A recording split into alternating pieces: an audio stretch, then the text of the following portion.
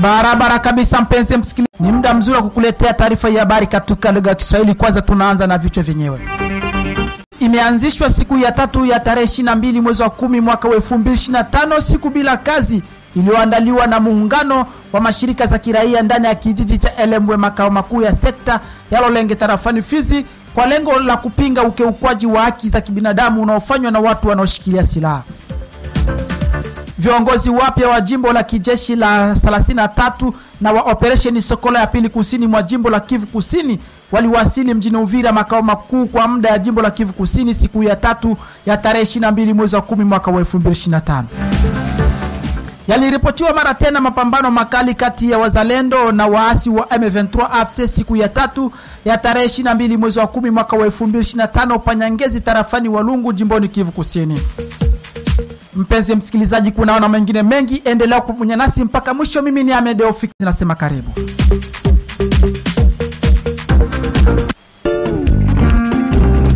Tukianza habari zetu na habari kutoka hapa mjini Baraka, ambako kiongozi wa batayoni ya 3 kwenye umoja wa wazalendo SNPCC amehalika wazalendo kutokusumbua raia na milio ya risasi ambayo yaleta hofu kwa wakati huo ambao usalama ni mdogo mashariki mwa Jamhuri ya Kidemokrasia ya Kongo.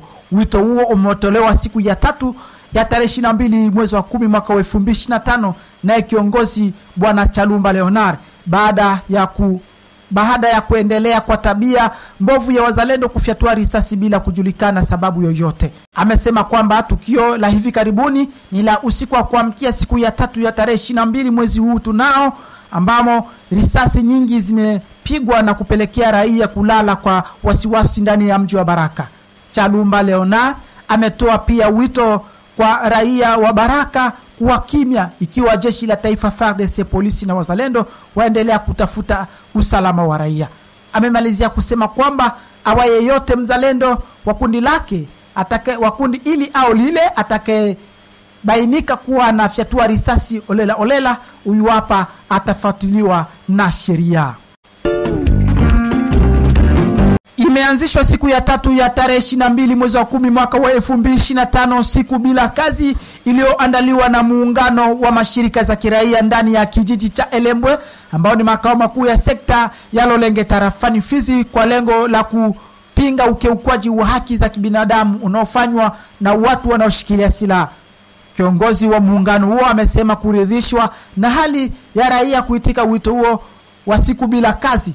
Kabumbu Loange la FM ni kiongozi wa muungano huu wa mashirika za kiraia, anaeleza afuatayo. Mgomo baridi kupinga ugeukaji wa haki ya binadamu uliopangwa na umoja wa mashirika la kiraia mjini Kilembwe umekubaliwa kwa shindo kubwa kwa siku yake ya kwanza tariki 22 Oktoba. Hakuna duka wala soko kufanya kazi. Bado tusalie ndani ya eneo hilo ni kwamba wahamiaji wa ndani wapatikanao ndani ya kijiji cha Elembwe sekta ya Lolenge kutoka kijijini Atopu wamekubali wito uliotolewa na kiongozi wa sekta hiyo Bwana Zawadi Kabandilwa kwa wao kurudi manyumbani kwao, ila ijapokuwa kuitika kwa wito huo bado usalama ni tete kwa sehemu hiyo. Wahamiaji hao wamekubali wito huo siku ya 3 ya tarehe 22 mwezi wa 10 mwaka wa 2025 kama alivyoeleza Kabumba Loange la kiongozi wa shirika la raia la mahali hapo. Tunawajulisha pia kwamba ingawaje bado usalama mbovu, raia wa Katupu ndani ya grupu ya Basimimbi walikubalia kauli ya kiongozi wa sekta kurudi nyumbani na kuendelesha kazi ya mlimo, ingawaje tayari wamekwisha potelewa na ufugo, mbegu, visima vya samaki na vitu vya nyumbani. Uongozi wa jeshi la operation Sokola ya pili kusini mwa jimbo la Kivu Kusini umekanusha habari zinazozagaa kwamba wanajeshi na vifaa vya kivita vimekwisha kuwa tayari nchini Burundi. Kutokana na masemi na msemaji wa jeshi wa operation hiyo Mbui Kalonji, ni kwamba kiongozi wa operation hiyo Meja Mweulumbu Evariste amekataa habari hiyo iliyotangazwa na gazeti la News Kivu na iliyosababisha wasiwasi ndani ya raia wa Uvira, Fizi na Mwenga pamoja na kando mwake. Kwa hali hiyo ni kwamba jeshi la taifa FARDC bado lipo na alijatoka ndani ya tarafa la Uvira, Fizi na Mwenga. Kwa hali hiyo Jeshi la taifa FARDC limesema kama liko tayari kwa ajili ya kupambana na adui wakati huu wa usitishwaji wa vita. Kiongozi wa jeshi ameomba pia kwa raia wote kutokubali habari hizo zisizokuwa na uhakika. Viongozi wapo kumrazi mpenzi msikilizaji wa jimbo la kijeshi la 33 na wa operation Sokolo ya pili kusini mwa jimbo la Kivu Kusini waliwasili mjini Uvira, makao makuu kwa muda ya jimbo la Kivu Kusini siku ya 3 ya tarehe 22 mwezi wa 10 mwaka wa 2025.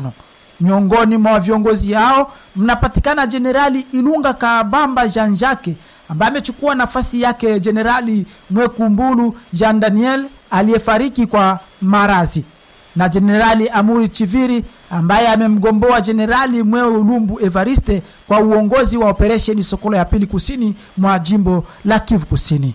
Tusalie tu ndani ya mji wa Uvira ambako hali ya usalama ndani ya mji wa Uvira imekuwa tete kutokana na mauaji ya kuvizia yanayofanywa mara kwa mara.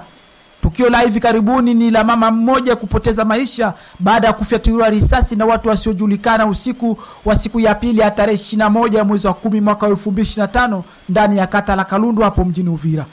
Kutokana na hali hiyo, vuguvugu la wananchi machozi ya raia imetoa wito kwa wakuu viongozi wote wa serikali kufanya kila liwezekanalo ili kusitisha vitendo kama na hivyo.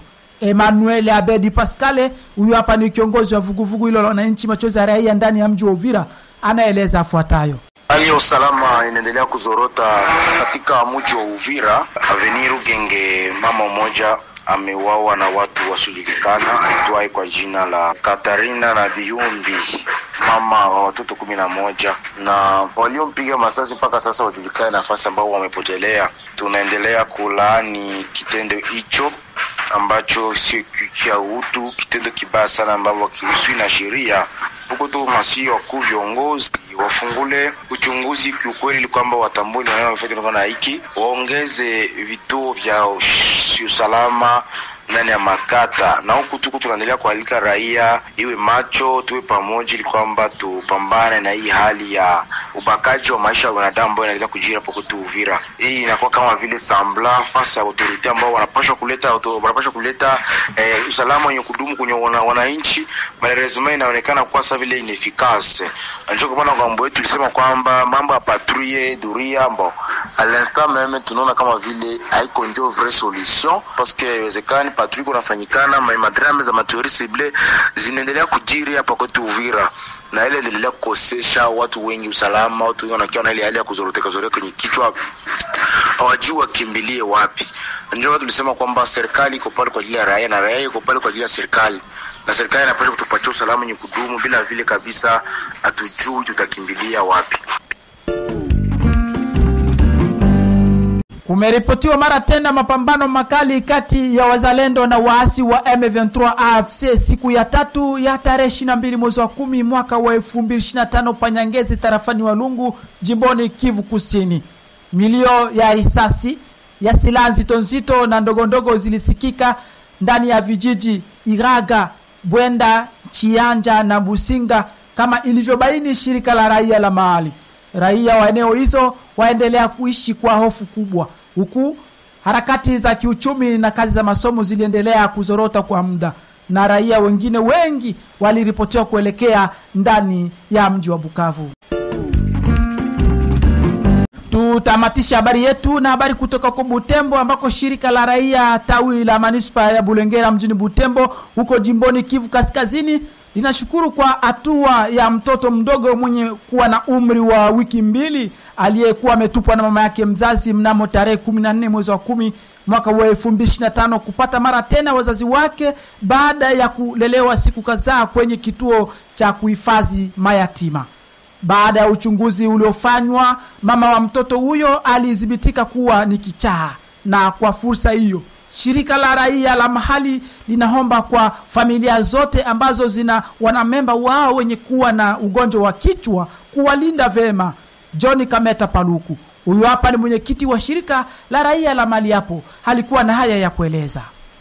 Ule mtoto ambaye aliweza kubakia kunako ropo ya Buhira mdate ya le 14 Oktobre 2025, familia yake pamoja na mama wake washaweza kuonekana, ni wakazi wa Beni na walifika Butembo depuis jana waliingia na contact avec mtoto ambaye alikuwa anachungwa kunako orphelinat. Tunashukuru kila mtu ambaye aliweza kufanya intervention kusudi huyo mtoto aendelee kuchunga uhai wake, na vile wale particulièrement wale ambao wanakuwa watu wa maradio, watu wa orphelinat, vile na service ya affaires sociales ambayo iliweza kukanalize mtoto mpaka orphelinat. Na tunatoa message kwa jamaa ambazo zinakuwa na watoto ambao wa membre de la famille ambao wanakuwa na problemu ya kichwa, paske wakati tuliweza kuongea na jamaa yake waliweza kutuambia kama mama yake huyu mtoto alikuwa na shida ya kichwa, ndio aliweza kuacha mtoto bila kujua. Na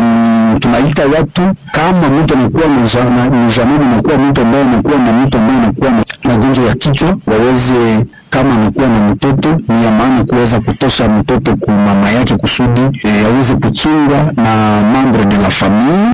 Mpaka kwa sasa, mpenzi msikilizaji, sinabudi kunyatuka ndani ya studio zetu za Radio Moja. Shukrani zangu za dhati kwako wewe ambao ulikuwa pamoja nasi kuanza mwanzo mpaka mwisho. Mimi ni Ahmed Ofikiri na kuaga ni chao chao.